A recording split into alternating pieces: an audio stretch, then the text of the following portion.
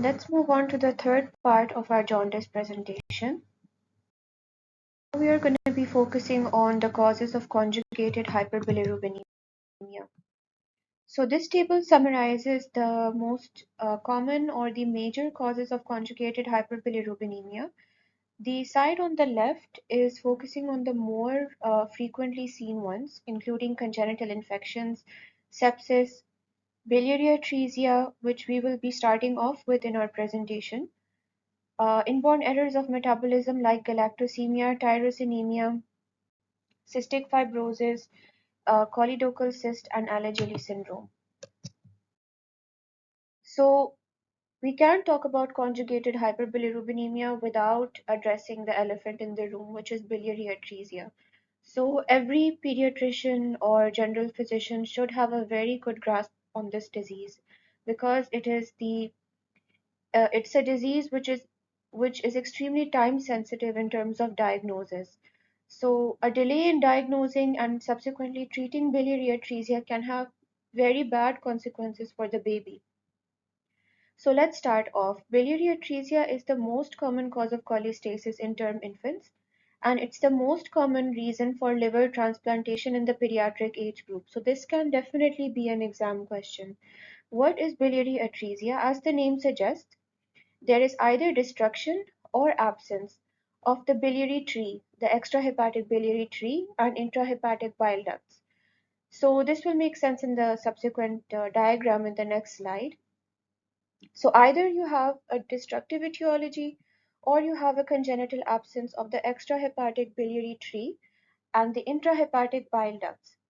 If it's untreated, it will lead to chronic liver failure and death. So on the left side, we can see a normal liver and biliary tree connecting with the intestine. But in biliary atresia, you can see that the extrahepatic bile ducts are very much atretic, narrowed, and closed off. So you can see that the gallbladder is also abnormal, and you're not going to be having drainage of bile normally in this circumstance. There are different anatomic types of biliary atresia, but for us to know, type 3 is the most common. Maybe you will be asked in which all the extrahepatic biliary tree is involved. So as we mentioned earlier, it can be acquired or it can be of an embryonic etiology. Most of the cases are acquired. So what does that mean? Acquired means that there was some kind of viral infection, toxin exposure, or unknown trigger that started the inflammation in the extrahepatic biliary tree and led to this atresia. Embryonic means that the baby was born with this abnormality or absence of the extrahepatic biliary tree, but it's rare that this can be picked up on an antenatal ultrasound. So at the end, if whether it's acquired or embryonic, it doesn't make much of a difference because the presentation and the ultimate management will be the same.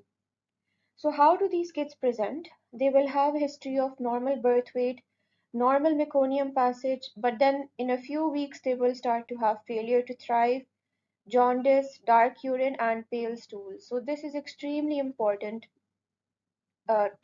triad, you can say, or 4 points to remember, that the baby will be jaundiced with dark urine, pale stool. So you have to ask about these conditions in any baby who presents with jaundice, because this in itself, if you have dark urine and pale stool, will point you very strongly towards conjugated hyperbilirubinemia as opposed to unconjugated hyperbilirubinemia.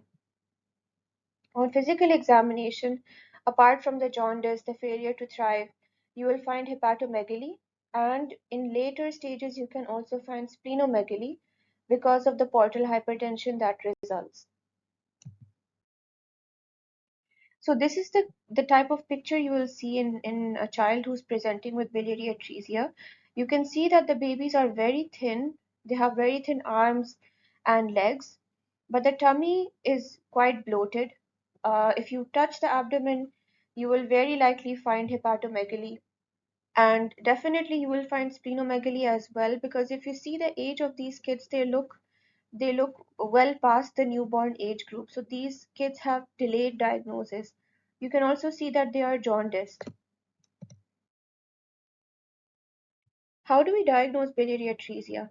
So, from an exam point of view, and the gold standard to diagnose biliary atresia is during using intraoperative cholangiography. So, you will use ancillary methods to diagnose biliary atresia, but the way you will confirm it 100% is when you take the baby for the operation, you will do a cholangiogram and you will find that I'll show you a slide in the next, a picture in the next slide, where you will see that the dye will not be moving towards the extrahepatic biliary tree because it's atretic. Prior to this, you can also do a radionucleotide study. So a radionucleotide study will basically show that the liver is taking up the dye, but the dye is unable to move out of the liver and into the intestine. And an abdominal ultrasound is not very specific. It may or may not show a contracted or absent gallbladder. And a liver biopsy is also not a purely diagnostic modality because if you do it too early on, the features can be non-specific. But generally, you will find features of inflammation within the liver. So this is a diagram or a picture showing the cholangiography. So you can see that the dye is being injected into the gallbladder and they're trying to see the flow of the dye. So the dye is not going into the extrahepatic biliary tree very clearly. And this is a radioisotope scan. So we can see that the liver is dark, black in color because it's taking up the dye, but it's not getting sent down to the intestine further. So we said that biliary atresia is a time-sensitive diagnosis, and specifically before the age of 60 days. Because if the surgery is done before 60 days of age, this will very dramatically improve the patient outcome post-op, and 80% of children will achieve bile drainage. But if it goes later than that, the chances of success are much lower. So what is the surgery? It is called a Kasai procedure, and you should memorize that name. The surgical term for this is a hepatoportoenterostomy. So hepato, uh, it's involving the liver, the bile ducts, and the intestine. So how exactly is this surgery done? We'll see in the coming slide. But the success rate, as we mentioned, will diminish with the increasing age. And unfortunately, even when you achieve successful bile drainage, there's a lot of kids who will progress towards liver cirrhosis and portal hypertension. So in that case, the final treatment for biliary atresia will be a liver transplant. So post-operatively, you need to follow the child carefully to monitor how the liver function is going and how the child is clinically, because there is a high chance still that the child will progress to cirrhosis. But obviously, not all of them will progress in this direction. And if you have not done the surgery on time, then all of them will progress towards this bad outcome. So this image here is showing the Kasai procedure. How exactly it's done is that initially the atretic extrahepatic biliary system is cut out, and then the small intestine is basically used to join to the liver. So the small intestine is going to be draining out the bile in place of that atretic extrahepatic bile duct, and then the intestine will get reconnected back to the remainder of the intestine from another site. So this will allow drainage of the bile.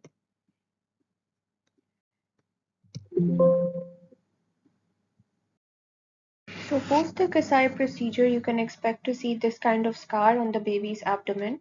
It will be present in the right upper quadrant, and it can very well come in your OSCE examination. So it's important to remember the location, the direction of the scar, and to recall that this is most probably associated with some kind of liver surgery, most likely a Kasai procedure, especially if the stem includes that the baby had a surgery done during their infancy.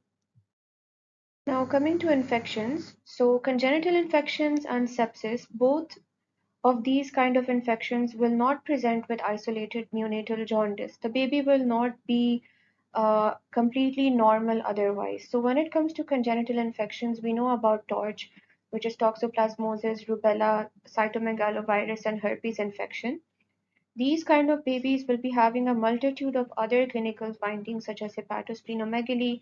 They may be born small for gestational age. They may be having petechia on the skin, and they can have jaundice. Especially in the herpes kind of infection, it will be affecting the liver more. So in this baby, you have a lot of things to worry about, not just the jaundice. Sepsis, of course, if you have a baby in neonatal sepsis, that baby will be very sick looking, not feeding well. They can have vital sign instability like hypothermia. They can be having tachycardia, bradycardia, blood pressure will be unstable. They will be breathing fast, breathing slow. The breathing can stop. So, jaundice is just going to be one feature of that. And so, sepsis can even cause unconjugated hyperbilirubinemia. So, you can see both conjugated and unconjugated, and you will not be confused, to be honest, when it comes to sepsis. If you will be knowing that the baby is very sick, and baby needs treatment for the root cause of that. Choledocal cyst is also a condition that can cause conjugated hyperbilirubinemia. It's a simple cystic dilation of the extrahepatic biliary system. The baby will be having jaundice, they can be crying with abdominal pain, and you may be able to palpate a mass in the right upper quadrant. An ultrasound of the abdomen will diagnose this condition easily, and you will refer them to the surgical team for excision of the cyst and then a reanastomosis with the patent bile ducts. So, this kind of question usually comes in the exam in the form of an older baby who's having jaundice and they're having a kind of cystic mass in the right upper quadrant. So, clinically, I haven't really seen it, but it's simply diagnosed using an ultrasound of the abdomen. Coming to the inborn errors of metabolism, so these are quite interesting. And the main one which I'll be focusing on here is going to be galactosemia. So, again, similar to the infection kind of picture, in galactosemia, you will not be having a baby with just jaundice. So, in the simplest of terms, what is galactosemia? Galactosemia is when there's a deficient enzyme in the body which is responsible for the breakdown of galactose. So the baby will have buildup of these metabolites which will in turn become toxic to the body and cause symptoms such as vomiting, diarrhea, failure to thrive, and prolonged jaundice. So if you have a baby who's having jaundice and who's clinically unwell, this finding goes very much in favor of galactosemia. So at the medical school level, you might not be asked about this condition, but when you come to a higher level of specialization, you should be well versed with this condition because similar to biliary atresia, it needs a quick catch. So if a physician suspects galactosemia, or most commonly it's seen in the neonatal screening. So when the baby is born, a newborn screening test is done and a lot of diseases are screened on that test. One of those tests includes galactosemia. So usually by the time that the child is symptomatic, the result of the newborn screening should be available if it was done at the right time.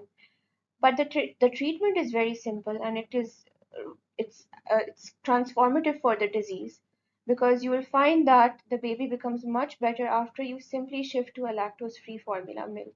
So it's good to know about this disease for the sake of early identification and diagnosis, although in the exam it might not present typically with as the other, for example, as commonly as biliary atresia will be asked of you. Tyrosinemia is also an inborn error of metabolism.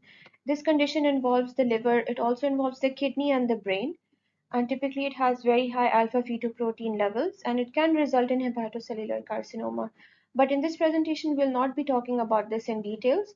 Just keep galactosemia at the back of your mind as something which can also cause jaundice.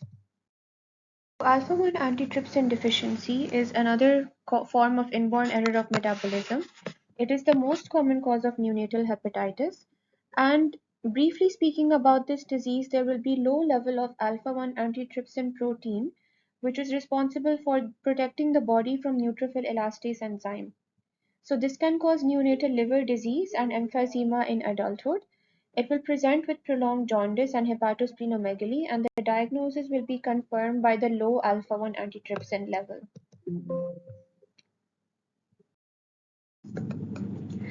Now coming to the genetic causes of intrahepatic cholestasis, we have a condition called Alagille syndrome, which stands for a syndromic paucity of the intrahepatic bile ducts. So this question comes up a lot in the residency, exams because of the combination of symptoms and signs that the child has. So apart from cholestasis, they will also have peripheral pulmonary stenosis. They will have butterfly-shaped vertebrae. The eyes will be affected by a posterior embryotoxin. They have a specific kind of pointed chin facies, and they also have renal involvement. And the diagnosis is via liver biopsy. Idiopathic neonatal hepatitis is pretty rare, and I don't think that they would be asking about it. So I think we don't really need to get into much details about this condition. Then we have the genetic causes of intrahepatic cholestasis. So this may come up. Uh, the diagnosis of progressive familial intrahepatic cholestasis. This is an autosomal recessive condition, and again, in type 1, which is known as Byler's disease, this will present within the first 3 months of life with jaundice and intense pruritus, failure to thrive, pancreatitis, and deficiency of fat soluble vitamins. These kids will require liver transplantation by the second decade of life. Types 2 and 3 have a similar presentation but have normal and high GGT levels respectively. So in the exam, they may ask you for a familial or genetic cause of intrahepatic cholestasis, in which case you should know that it's progressive familial intrahepatic cholestasis.